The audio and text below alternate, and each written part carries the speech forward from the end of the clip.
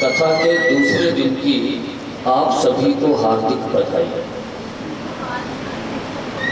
श्रीमद् भागवत जी के सानिध्य में माँ देवी हमारे मध्य उपस्थित हैं। श्रीमद् देवी भागवत जी का पावन सानिध्य और माँ भगवती की कृपा और इसी प्रांगण में स्थापित माँ की शक्तिपीठ, जिनके सूक्ष्म संरक्षण में यह कार्यक्रम चल रहा है। माँ को, आदरणीय महाराज जी को, तपस्वी ब्राह्मणों को, आप सबको हार्दिक प्रणाम और माँ के पतित पावन जय घोष से अपनी बात को आरंभ करना चाहूँगा। एक बार मेरे साथ सभी बोलेंगे, सच्चे दरबार की, आनंद कंद परमानंद श्री कृष्ण चाँद की, लाडली सरकार की, प्रभु के नाम की, प्रभु के मुखारविंद की, प्रभु के चरणारविंद की, ढोलक खरताल की, हरिनाम संकीर्तन की, श्री सद्गुरुदेव भगवान की, गौ माता की, माता पिता की बहुत बहुत धन्यवाद। वर्तमान समय, जिस समय में हम और आप जी रहे हैं, यह समय हो सकता है हमें भौतिक दृष्टि से बहुत ज़्यादा चकाचौंध वाला और सुख सुविधाओं वाला दिखाई देता हो, लेकिन हकीकत यह है हम जिस समय में जी रहे हैं, हम जो भी कुछ हमने अपने जीवन में आज तक प्राप्त किया है, सही मायने में हमने बहुत कुछ खो लिया। हमने प्राप्त क्या किया है? हमने लाजवाब फ्लैट, टावर, मॉल, सड़कें, फ्लाईओवर, सब कुछ हमने प्राप्त किया। हमने विज्ञान के क्षेत्र में बहुत प्रगति कर ली, लेकिन इसको प्राप्त करने में हमने खोया क्या? हमने अपना सुख, अपना चैन, अपना परिवार, अपने माता, अपने पिता, अपनी मुस्कुराहट, अपना चिंतन, अपना चरित्र, अपना व्यवहार, अपना भ्रातृ प्रेम, अपने भीतर की खुशी, अपनी प्रसन्नता, हमने सब कुछ खो दी। क्यों खोई? क्योंकि हम अपने अध्यात्म से विमुख हो गए।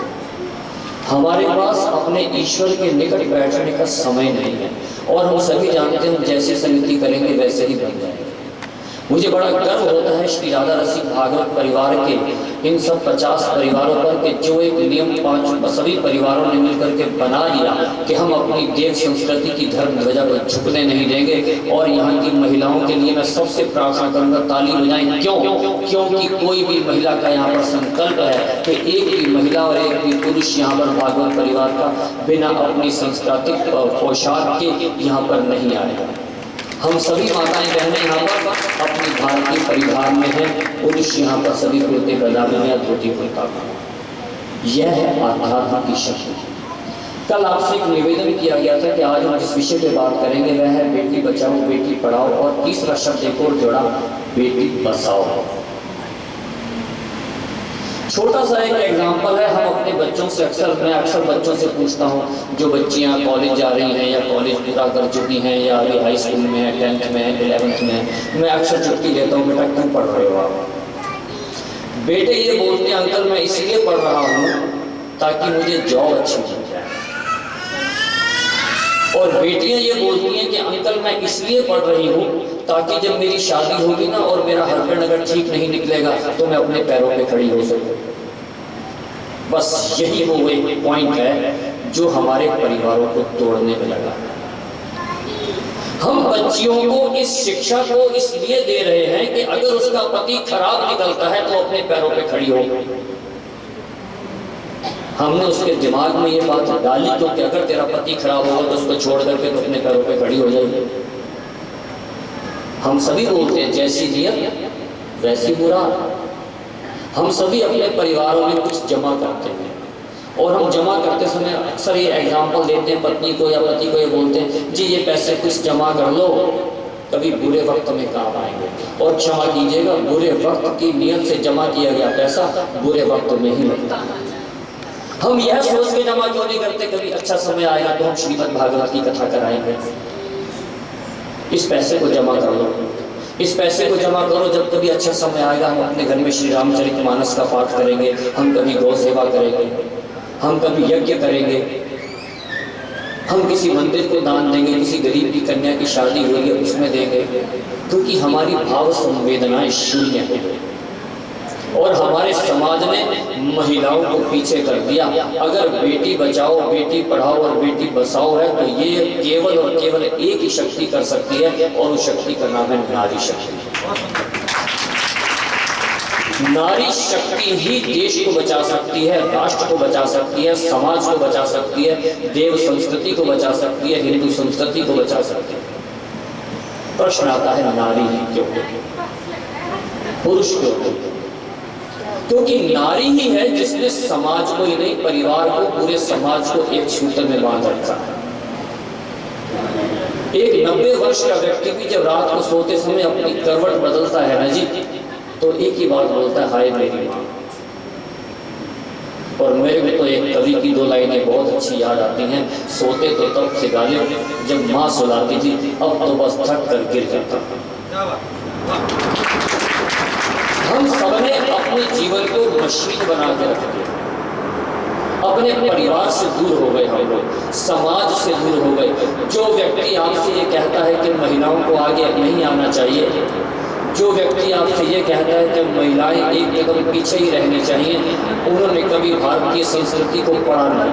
गुप्ता जी, उन्होंने कभी भारतीय अध्यात्म को पढ़ा नहीं, उन्हें भारतीय दर्शन की जानकारी नहीं है, उन्हें भारतीय साहित्य की जानकारी नहीं है, उन्होंने हमारे शास्त्र, हमारे उपनिषद, हमारे पुराण उठाकर नहीं देखे।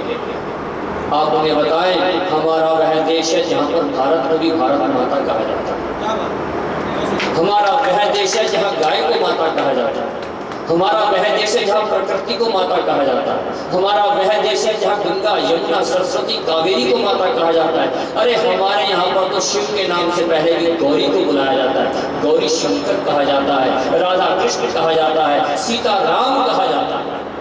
किसने कहा महिलाएं पीछे थे? हमेशा परिवार की, समाज की, धर्म ध्वजा को महिलाओं ने ही उठाया है।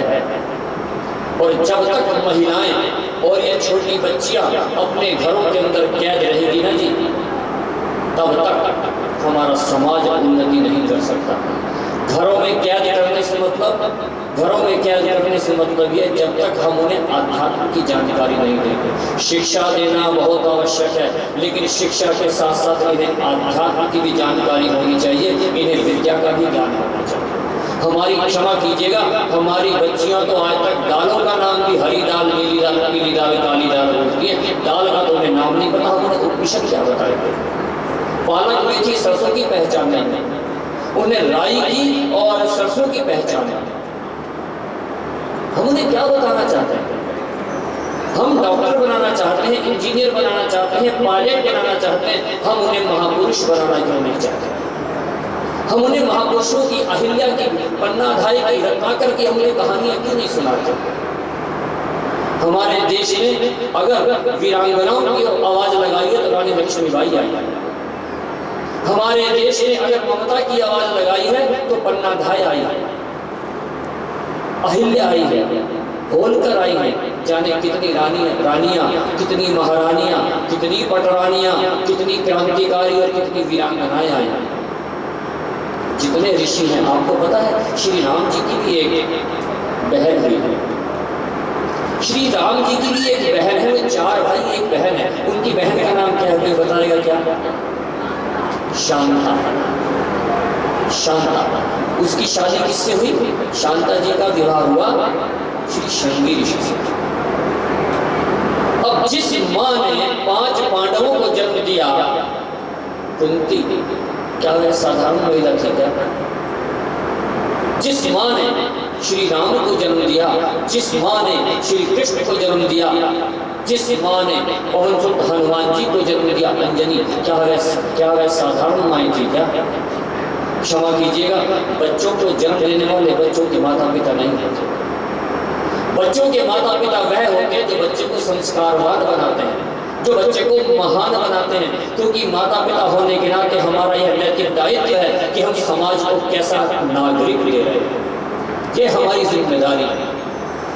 और आप पूरी विश्व का, किसी भी देश का, किसी भी संस्कृति का, किसी भी सभ्यता का, किसी भी देश का इतिहास उठा करके देख लीजिए, जितना त्याग, जितनी दीक्षा, जितनी तपस्या, जितनी क्रांतिवीर वीरांगनाएं हमारे भारतवर्ष में हुई, किसी भी देश में, किसी भी संस्कृति सभ्यता में ऐसी वीरांगनाओं की गाथाएं आपको कहीं पढ़ने को नहीं मिलेंगी, चाहे कोई देश है।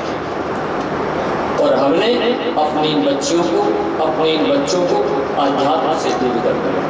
यदि इन बच्चों को महान बनाना है, इन बच्चों को एक अच्छे मार्ग का अनुसरण करवाना है, तो हमें इन बच्चों को धर्म की और अध्यात्म की शरण में लाना होगा।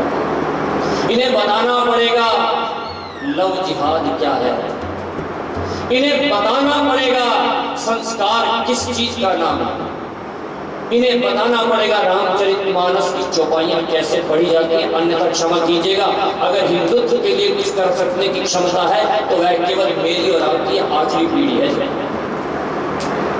अगर हम धर्म के लिए कुछ करना चाहते हैं तो हम ही हैं बस, क्योंकि उसके बाद यह सब लुप्त हो जाएगा, मुट्ठी भर लोग रह जाएगा। अगर हमें कुछ करना है तो हम ही कर सकते हैं। एक छोटी सी कथा आती है, हमारी वह स्थिति हो गई है, आज हम और आप जो जी रहे हैं ना जी, केवल दो विषय पर हमारा जीवन चल रहा है, पीछा कैसे बीत गया और आने वाला कैसा बिताना है। वर्तमान हमने खत्म कर दिया, आज का दिन खत्म, आज का दिन तो भविष्य की योजनाओं में खत्म हो गया, किसी का दिन पिछला दिन कैसा बीता उस पर खत्म हो गया, हमने आज निरंतर कर दिया। छोटी सी एक कथा आती है, मेले के अंदर एक बच्चे के माता पिता गुम हो गए, जबकि जब तक वह बच्चा अपने माता पिता के साथ मेले में घूम रहा था, बच्चा ये बोल रहा था मम्मी मैं ये सामान लूँगा, पापा मैं ये वाला खिलौना लूँगा, सब उसको दिलवा रहे थे। बच्चा कहीं जिद करके बैठ जाता, नहीं मैं ये लूँगा तभी आगे बढ़ूँगा वरना मैं आगे नहीं जाऊँगा, माँ बाप उसे दिलवा देते थे।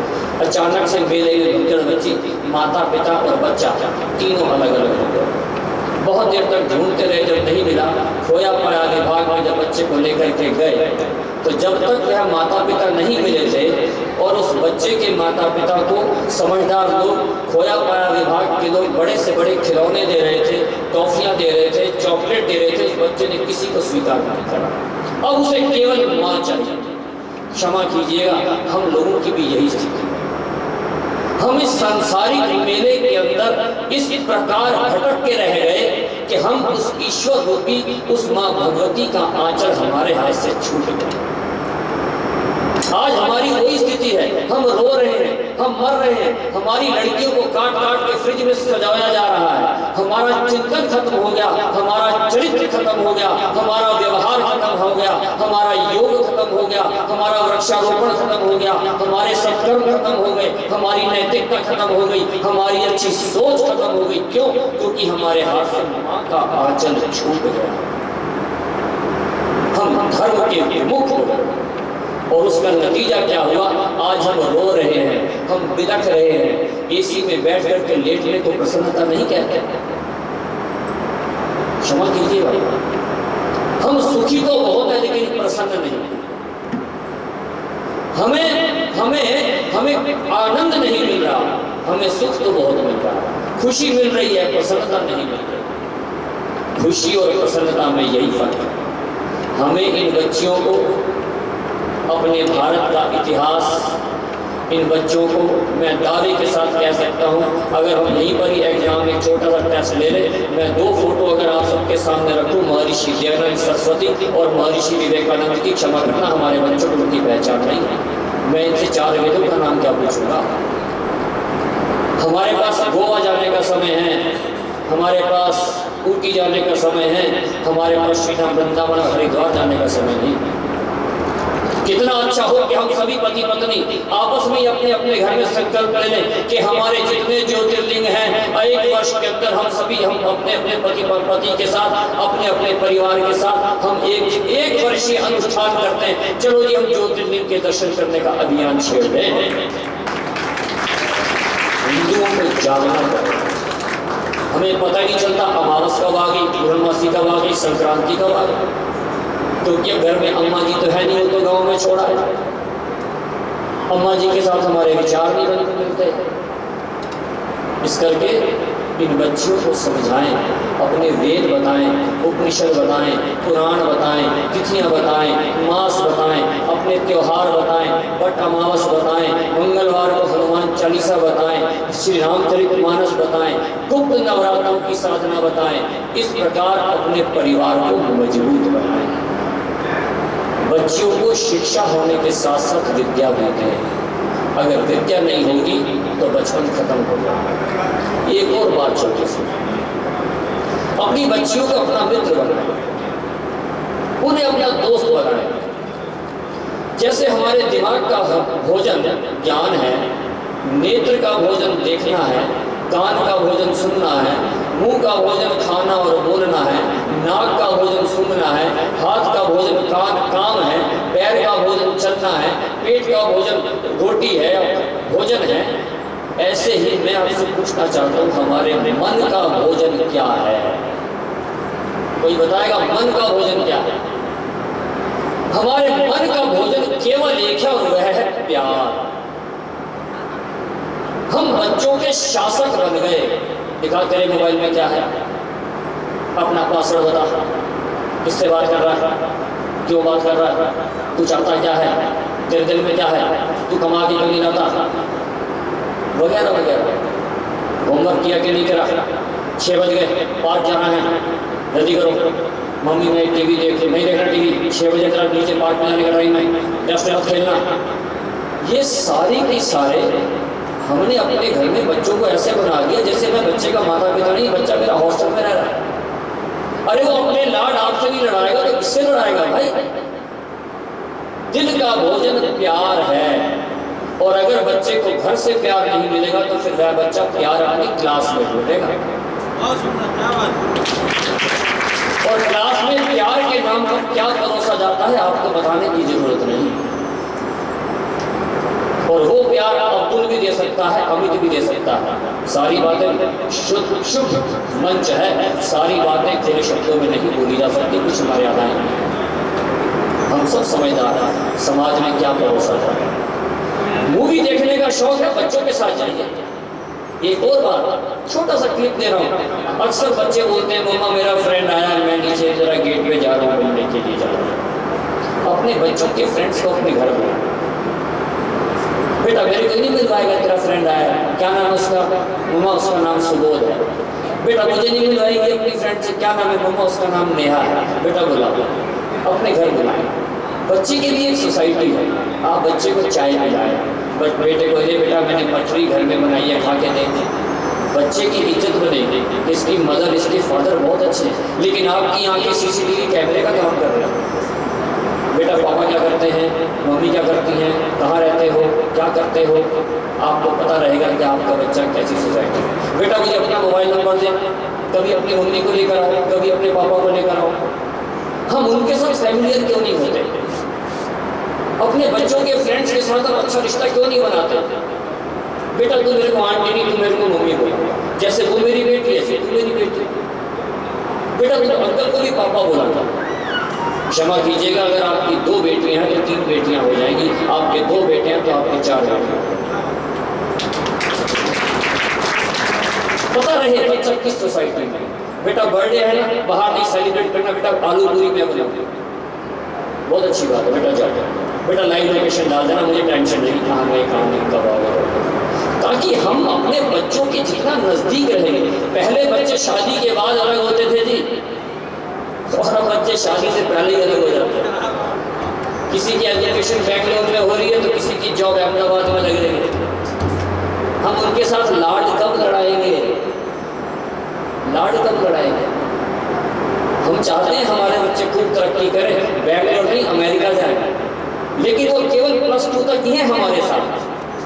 उन्हें जितना मजबूत बना सकते हैं उन्हें उतना मजबूत बना दीजिए, ताकि एक बात याद रखिएगा कि हमें तो लगता है कि हमारा बच्चा घर से अकेला जा रहा है, लेकिन क्षमा कीजिएगा बच्चा कभी भी अकेला नहीं जाता। बच्चे के साथ चलती है हमारी की हुई परवरिश। हमने उसको परवरिश कैसे दी? मेरा दोस्त है मिस्टर रेड्डी, जब उसने मुझे फ़ोन किया बड़ा नर्वस था। मैं कहा रेड्डी साहब क्यों परेशान हो? कहता सुबह मेरा बेटा 3 साल के लिए अमेरिका चला गया। मैंने कहा मेरी बात करा, रोहिणी में रहता है सेक्टर 18, रात के 8 बजे मेरी उससे बात हो रही थी मिस्टर रेड्डी के लड़के से, नरेंद्रन से। मैंने कहा नरेंद्रन, तू बेटा अपने कंट्री को रिप्रेजेंट करने के लिए जा रहा है, परेशान नहीं होना है, जहाँ भी जाना है अपना और अपने देश का नाम रोशन करना है। और आप माफ़ कीजिएगा, जब वो बच्चा अपने ऑफिस में फर्स्ट दे गया, वो धोती और कुर्ता और माथे पे त्रिभुज लगा करके,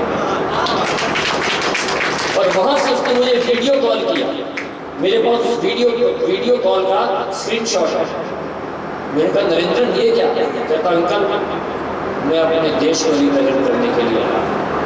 और आज मेरे धोती कुर्ता को देख करके पहले ही दिन जितने भी अपने इंडियन फैमिली के लोग थे ना, मेरे को 4 फ्रेंड मिल गए पहले ही दिन।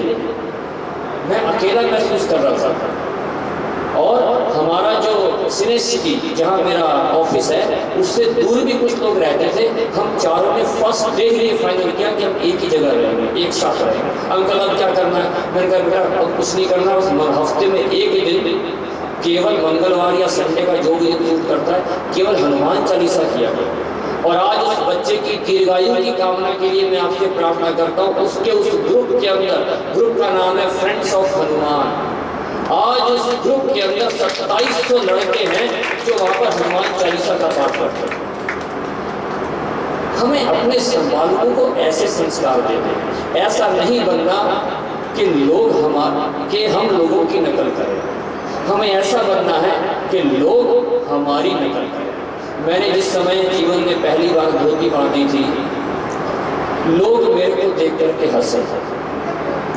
मैं और महाराज जी एक ही सदगुरु भगवान के शिष्य हैं, श्री श्री रसला पागल जी महाराज, जिन्हें ब्रज की गोपी कहा जाता है। मैं और महाराज जी एक साथ बैठे थे, गुरु पूर्णिमा का दिन था। बड़े प्यारे हमारे आदरणीय एकादश स्मरणीय श्री बाबा जी महाराज। बाबा जी ने हम दोनों से पूछा, तुम उधर मुंह लटकाए क्यों बैठे हो? तो महाराज जी ने बोला, बाबा भैया को कुछ टेंशन है, इन्होंने कल धोती बांधी और हम लोग कीर्तन में थे, तो कीर्तन के तुरंत बाद धोती कुर्ता पहन के चल गया। तो जो इनके साथ के लोग थे ना दीदी, वो सब जोर जोर से हंसने लगे। तो महाराज जी इस करके हम बहुत परेशान हैं। अब इनको एक समस्या ये है कि जब मैं अच्छे मार्ग पर निकल रहा हूँ तो लोग हंस क्यों रहे हैं, जबकि शराब पी करके लोग बारातों में सड़कों पर नाचते फिरते हैं, बदतमीजियाँ करते हैं, सीटियाँ बजाते हैं, महिलाओं को देख करके फौतियाँ कसते हैं, तब लोग क्यों नहीं हंसते? सही मार्ग पे चलते हुए व्यक्ति को देख करके क्यों हंसे? बाबा ने बुलाया हम दोनों भाइयों को, माथा चूमा, कहते लल्ला तू तो वो काम कर आयो जो मैं ना कर सको आज तक। तो बाबा जी वो कैसे? अरे तू तो लल्ला रोतों को हंसाया, इससे अच्छा तो कोई पुण्य का काम ही नहीं। हर व्यक्ति अपने कर्मों को रो रहा है, कोई औलाद के लिए रो रहा है, कोई बच्चों के लिए रो रहा है, कोई अपने कर्मों को रो रहा है, कोई शराब को रो रहा है, कोई पति के जुए को रो रहा है, कोई पति के क्लब को रो रहा है, कोई ओवरनाइट को रो रहा है। अगर सबको रोता होते हुए तुम एक बार अगर सबको हंसाने का काम करना चाहते हो तो बेटा एक बार धोती कुर्ता पहन के ना दिन में एक चक्कर लगाया तो रोज सकते। तो हमारे संस्कार, हमारे विचार ऐसे होने चाहिए कि हम एक आदर्शवादी जीवन जिए। हमें नकल नहीं करनी, हमें अपनी अकल का प्रयोग करना है और हमें अपने घर के अंदर एक धार्मिक पुस्तकों की एक छोटी सी लाइब्रेरी बनानी है। और उन पुस्तकों में से अच्छी अच्छी पुस्तकें, गीता प्रेस की बहुत पुस्तकें हैं, स्वामी राम सुखदास जी की, श्री हनुमान प्रसाद पोद्दार जी की, जिसके अंदर श्रीमद् भागवत जी हो, रामचरितमानस जी हो, व्यवस्थान पुराण हो, इत्यादि इत्यादि जो भी हमारे पतित पावन ग्रंथ हैं। जिस समय आप सुबह शाम जो अगरबत्ती घर में जोड़ते हैं, आप उनको भी एक बार अगरबत्ती दिखाया करें। 2 बातें और छोटी छोटी हम अक्सर अपने परिवार में बोलते हैं, जाओ जी गमले में से तुलसा जी तोड़ लाओ। ये अपराध है, ऐसे नहीं बोलते। तुलसा जी उतार लाओ, तोड़ा नहीं जाता। तुलसा जी उतार लाओ। दूसरी बात, दीपक जला दो मंदिर में। दीपक जलाया नहीं जाता, दीपक जोड़ा जाता है। दीपक जोड़ दो, अगरबत्ती जोड़ दो। और ये केले आए हैं प्रसाद में, 250 आदमी हैं, 24 केले हैं, कैसे बटेंगे? केले काट दो, प्रसाद काटा नहीं जाता, अमनिया होता है। अमनिया, अमनिया कोमल भाषा, अमनिया होता है। ठाकुर जी विश्राम कर रहे हैं, मेकअप उतार दो, क्षमा करें, मेकअप बढ़ा दो, श्रृंगार बढ़ा दो। ये कोमल भाषाएं हैं, ये छोटी छोटी चीजें आध्यात्मिक हैं। हमें ये छोटी बेसिक चीजें नहीं पता, बड़ा दुख होता है। कैसे पता लगेंगे? हम कोई डिप्लोमा लेके नहीं आए जी। मैं भी आप जैसा ही भाई हूँ, आपके साथ ही रहता हूँ, रोज आपको मिलता हूँ। ये चीजें अध्यात्म की शरण से मिलेंगी, अध्यात्म की शरण से मिलेंगी। आप प्रतिदिन एक व्रत रख सकते हैं, प्रतिदिन एक व्रत, महीने के 30 दिन 30 व्रत। क्या व्रत? आज मैंने सुबह से शाम तक मीठा नहीं खाना, व्रत। मत करो माला, कोई बात नहीं, करो तो बहुत अच्छा, लेकिन व्रत। दूसरा व्रत, आज मैंने मैदा नहीं खाना। तीसरा व्रत, आज मैंने चिकनाई नहीं खानी, आज मैंने चाय नहीं पीनी, आज मैंने केवल दूध पीना है, आज मैंने सुबह से शाम तक 50 गिलास पानी पीना है, आज मैंने कम से कम 10,000 कदम चलने हैं। आपका शरीर भी स्वस्थ रहेगा, आपका मन भी स्वस्थ रहेगा, आपकी आत्मा को भी मजबूती मिलेगी, आपका अंतःकरण शुद्ध होगा। ये अध्यात्म की ताकत है, ये अध्यात्म की शक्ति है। अध्यात्म हमें जीना सिखाता है, कथाएं हमें जीवन जीना सिखाती है। जब जब मानव मस्तिष्क डोलता है, ईश्वरीय चेतनाएं किसी न किसी रूप में प्रकट होती हैं। और ये इस बात का प्रत्यक्ष प्रमाण है कि हमारे मन मस्तिष्क जो आजकल मानव जीवन डावाडोल की स्थिति में है, ऐसी कथाएं ही ईश्वरीय रूप में प्रकट होती हैं। ये ईश्वरीय चेतना ही प्रकट हुई है, जो हमको ठोक ठोक के, पीट पीट के जिसने यहाँ पर लाने के लिए मजबूर किया। किसी ने किसी को नहीं बुलाया। आएगा वही जिसे वो चाहेगा, आएगा वही जिसे वह चाहेगा। हमें अपने बच्चों को शिक्षा देनी है, बहुत आवश्यक है। शिक्षा के साथ विद्या देनी है। दूसरी बात, तीसरी बात, गाय का दूध पिए और बच्चों को पिलाएं। भैंस का दूध, शुद्ध घी किसे कहते हैं? मैं पूछता हूँ, शुद्ध घी किसे कहते हैं? लोग कहते हैं शुद्ध घी देसी घी को कहते हैं। देसी घी को नहीं कहते, शुद्ध घी गाय के घी को कहते हैं। गाय कौन सी? देसी गाय। देसी गाय कौन सी? जिसकी पीठ पे गोबर होता है। भैंस का घी आसुरी प्रवृत्तियां इस्तेमाल करते हैं। राक्षसी प्रवृत्तियों को बुलाना है तो भैंस का घी जलाएं। अगर देव शक्तियों का आवाहन करना है तो गाय का घी प्रयोग करें, घर में भी, अपने रसोई में भी और अपने पूजा के स्थान पे भी। केवल गाय का घी बहुत अच्छा हो। गाय का दूध आप घर में लगाएं, उसका अपने घर में घी तैयार करें। कोई गांव का जानकार हो तो वास्तविक गाय का आपको घी दे सकता हो, आप गाय का घी प्रयोग करें ताकि आपकी पूजा सफल हो। कई ऐसे छोटे छोटे उदाहरण हैं, छोटे छोटे कारण हैं जिन कारणों से हमारी पूजा सफल नहीं होती। एक ये भी बहुत बड़ा कारण है। मुझे याद है, मैं यहाँ लोकल एक दुकानदार का नाम तो नहीं लूँगा, मेरे घर का देसी घी खत्म हो गया था। घर है, कभी चीज़ खत्म भी हो जाती है। माता जी यहाँ बैठी हैं, मैंने कहा जी आलू का पराठा बना है, देसी घी नहीं है क्या? देसी घी नहीं है, खत्म। चलो जी कोई बात नहीं। मैं मार्केट गया दौड़ करके, नज़दीक की दुकान से मैं कभी सबसे छोटा पैकेट देना देसी घी का। कड़वा एग्जाम्पल है, आज भी वो पैकेट मेरे घर में रखा है, मैं दिखा सकता हूँ आपको। लोकल ब्रांड है, उसमें से पूछता है भाई साहब पूजा के लिए चाहिए क्या? मैंने कहा पूजा के लिए चाहिए। शर्म आई कि 250 ग्राम घी लेके जा रहा है घर के लिए। ये सोच करके छोटा पैकेट में पूजा के लिए अपने घर में ले आया। मैंने लाके माता जी को दिया, वाइफ को दिया। मैंने कहा लो जी किचन के लिए भी आज का काम चलो, कल मैंने आ जाएगा घी। जिस समय मैंने उसमें से आधा चम्मच घी निकाल के अपने पराठे पर रखा, प्रीति जी क्षमा कीजिएगा, मुझे ऐसे लगा जैसे किसी ने मोमबत्ती पिघला करके मेरे पराठे पर रख सिर्फ चल गया। हम पूजा में वो दे रहे हैं जो हमारे खुद के लिए दे रहे हैं। हवन सामग्री ऐसी आ गई बाजार में कि आप हवन सामग्री को जलाएं, प्रदूषण कर देंगे। हर जगह मिलावट चल रही है। हमें अपने आप को समझना है। रुई की बत्ती आप खुद बनाएं। आपको पता नहीं रुई की बत्ती का सिद्धांत क्या है। जितनी भी अस्पतालों के अंदर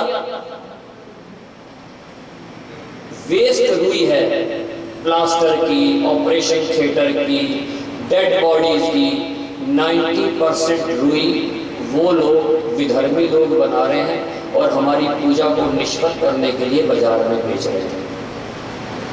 रुई की बत्ती खुद बनाए अपने घर में, और जैसे जब खाली बैठे रुई की बत्ती बना रहे हैं, साथ में श्री राम जय राम जय जय राम, जय हनुमान, श्री कृष्ण वासुदेवाय, जो भी आपका गुरु मंत्र है, जिस मंत्र में आपकी ओम नमः शिवाय, जो आपकी भावना है, रुई की बत्ती बनाते रहे, अपना काम करते रहे। आज की बात पर मैं विराम दूंगा, समय आरती का हो चुका है। दो छोटी सी घोषणाएं हैं। हाँ, दो कुर्सी पीछे से दे दीजिए कन्या पूजन के लिए। दो घोषणाएं हैं। यहाँ महामाई की शक्तिपीठ का स्थान बनाया गया है। सुबह 7 बजे से 10 बजे तक पूजा होती है। आप लोग पूजा में आए, बहुत खुशी की बात है, बहुत प्रसन्नता का विषय है।